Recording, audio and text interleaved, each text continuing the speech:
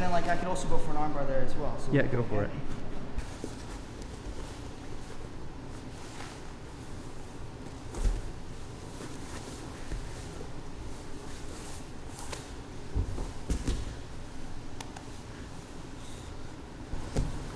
Okay guys, I know you guys get stuck in this position. One of those new white belt guys is smothering you in your own closed guard and you feel like you guys can't do anything. This is one or two steps that I like to use to my advantage when I'm getting crushed by my partner.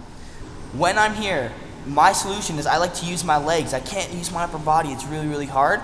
I'm gonna try to use my guard to push him away just a little bit to make some space to get my arms inside. So when I'm here, I need to use my legs to push just a little bit. It's gonna be really, really hard, but this little bit of space is all I need. I'm gonna get my hand right in front of his face, and I'm gonna start to use like my prayer hands like this to push away from my partner, okay?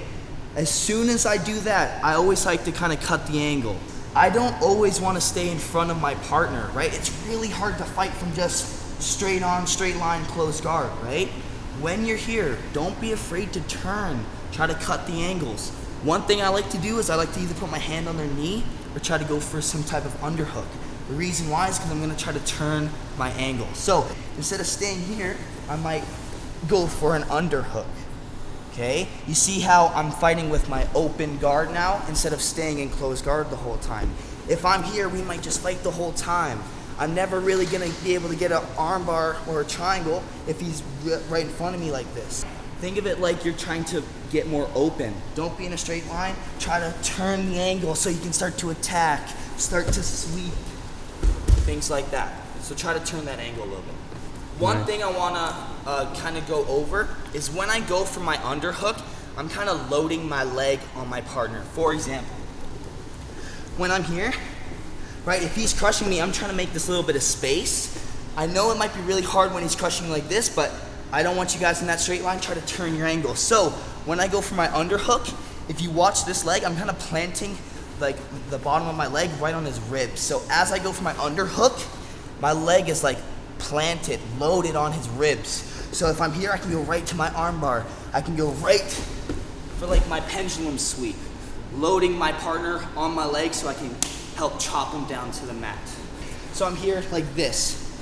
If I just chop my leg to the mat, he's gonna land right on top of my leg, which is gonna make it very awkward, okay? So when I go for my pendulum sweep, I wanna kick my leg out, because that's gonna kind of load him onto my leg. So when I'm here, I'm gonna be fighting, I'm gonna kick my leg out.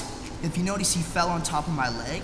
As soon as I feel him not cut the angle, but all of his weight come on top of me, I'm just gonna kick my leg right to the mat. Okay, so I'll do it one more time super quick. Yet again, I'm here. I gotta make my space to go for my underhook, okay? When I'm here, I load my leg, I have my underhook, right? When I'm here, I'm gonna use my other leg to kinda use the pendulum, right? So I'm gonna kick my leg out. All of his body weight is now on my leg. I'm just gonna chop. Go for my armbar, even switch up to S mounts, however you guys like. Sorry.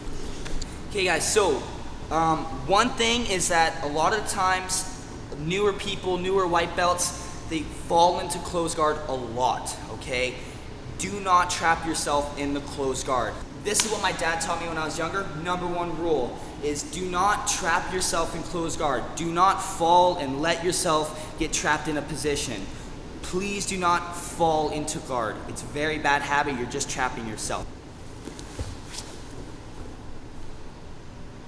Okay guys, so as you just saw, this is me falling into the closed guard. Me thinking that if I put a lot of forward pressure, a lot of forward energy into my partner, that it's gonna work, right? You gotta kind of reset yourself at certain times. If you're here and you're crushing his face and you're stuck in his closed guard, right? Obviously something's not working. You need to reset yourself. So if I'm here using a lot of my strength and energy, that might be useful for my partner to sweep me at a certain time like this. Okay? So when I'm here, guys, and I'm getting crushed, I'm putting all my pressure forward.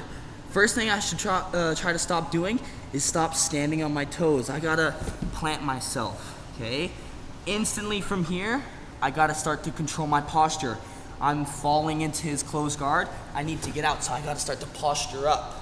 I need to control my posture. A lot of times the partner on bottom is gonna try to reef me down here. I need my hands on the hips, controlling my posture. I need my head right in the sky so I can start to attack. Now, one thing I'm gonna tell you guys before we go for this pass is whenever I'm passing a guard, I always want 2 arms in or 2 arms out. Never 1 in, 1 out. Because if I have 1 out and 1 in, he's just gonna go for a really quick triangle, okay? Always have both in or both out, okay? Now, it is very bad for you guys to stay in the closed guard in this straight line, right? In order to be a very dominant guard passer, you got to be good at changing your angles, opening those angles up. So it's going to be really hard for me to pass John's guard if I'm straight on with him, right? I'm going to get super tired. He's going to start to attack me when I'm done using all my energy. I might get really sloppy and lazy. Then my partner's going to start to attack me. So it's important to keep my posture and to make sure I'm not using a lot of my strength. Like basic white belt guys, elbows in, right? Try not to do that. Work with your angles and your grips a little bit more. So when I'm here, very postured up, I'm fighting his guard, right? Hands on the hips. I like to use my elbows right on the inner thigh. Think of it like I'm gonna kind of do T-Rex arms, right? Elbows in, hands out at all times. When I'm here, I always like to have my hands either on the pants or right on their hips. And I'm gonna kind of put my thumbs right on their belly button almost, okay? When I'm here, I gotta have my elbows in, okay? T-Rex arms, right? When I'm here, I'm gonna start to push into my partner's belly, almost into their rib cage, trying to get underneath their ribs, okay? I'm gonna push on their belly. At the same time, I'm gonna start to use my elbow, okay? To try to push on their thighs. Once I do that, the way I'm gonna start to bring my knee into their butt, there's 2 ways I can do it. I can kind of bring it like the greasy way, like right in the middle of their ass crack. I know it's kind of weird, but it does work. Or I can put it right on their butt. I like to put it right on their, like kind of like their butt cheek, because it's like my knee is like pushing into their muscle, okay? So I kind of like to do it like right on the butt cheek. So when I'm here, I like to lean up a little bit, making sure I'm controlling my posture. I like to bring my knee right in the middle or right on their butt cheek. From here, I'll start to take my step out, push, and start to pass however I want. I'm gonna start to push into my partner's belly as hard as possible, trying to push myself away from my partner. So if I'm pushing, keep your guard really tight. If I'm pushing, and it's not working, I might multitask. Push with the hands, use your elbows at the same time. Now, yet again, like I said, you don't wanna go 1 arm in, 1 arm out. I might start to go for my double underhooks, start to pass the guard however I like, push, and then pass however we like. Alright? But just make sure you're always constantly trying to reset your position. If you're in the same spot for a minute to 2 minutes just using all your strength and energy, you gotta think to yourself, you gotta, reset at a certain time. Do not fall into close guard thinking you can pass like this the whole time, you know what I'm saying? You need to posture up, break your angle, pass the guard. Stop falling into close guard. Don't use too much muscle, right? If you use too much muscle and energy, it's just a waste of time. You gotta use that stuff in another position, you know what I mean? Say I'm trying to pass my opponent's guard, right? A lot of times you'll think that you have to bend over and like attack with your legs, kind of tripoding on your opponent. But recently what I've been trying to do is I've been trying to use my shins more. So for example, instead of me kind of using my muscle and strength like this, I'll try to put my shin literally on his shin and put all my pressure on it. Using my other leg, I'm kind of putting weight into my partner. This makes it really uncomfortable for his one side, right? So if I'm here putting a lot of pressure, he might not like that, and if he kind of reacts a little bit, I might start to pass. Although, that was like a little kind of X pass almost. But when I'm here, I'm fighting, I like the hands on the shins. I'm gonna put my shin right on his, okay? I like to grab the grips on the knees, okay? When I'm here, I'm gonna put a lot of pressure on my partner to the point where he kind of reacts a little bit.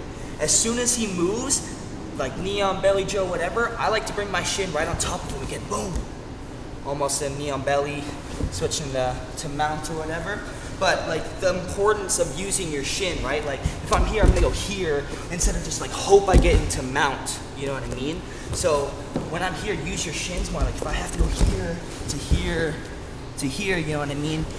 slow it down, use everything, you know what I mean? You don't just gotta use your hands the whole time. Use your whole body.